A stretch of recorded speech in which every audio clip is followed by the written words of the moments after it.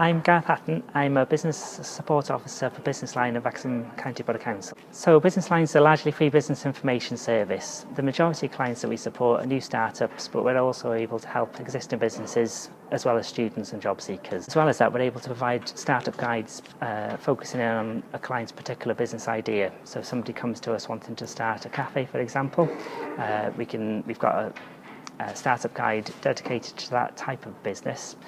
So it'll tell them about any regulations to be aware of, licenses which are applicable, possible ways of promoting that type of enterprise, any mandatory qualifications that might need to be held, potential sources of suppliers and potential startup costs as well. Business Line's based upstairs in Wrexham Library. If you're not able to call in, you can contact us either online, via email or via the Wrexham Council website, or even telephone us.